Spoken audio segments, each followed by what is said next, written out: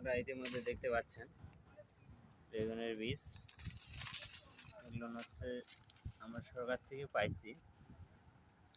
এটা হচ্ছে BT4 বেগুন।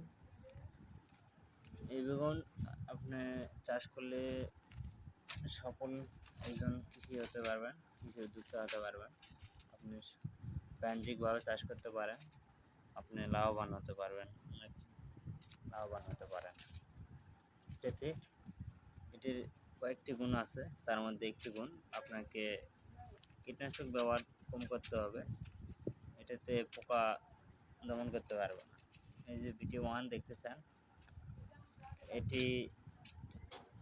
এটিতেও পোকা দমন করতে পারবে না, কীটনাশক ছাড়াই আপনারা চাষ করতে পারবেন। এই দুইটি জাতি শুধু না, আমাদের 14টি জাত আছে। যে আমাদের উপকরণটি আমি দিয়েছিলাম, এটি আপনারা স্ক্রিনশট মেরে ভালো করে পড়ে নেবেন এর গুণাগুণ এবং ওষুধ কিভাবে প্রয়োগ করতে হবে, জমি চাষের সময় কি কি প্রয়োগ করতে হবে, সব কিছু এখানে দেওয়া আছে। আপনারা ভালোভাবে দেখে নিয়ে ফসল ফলাতে পারেন।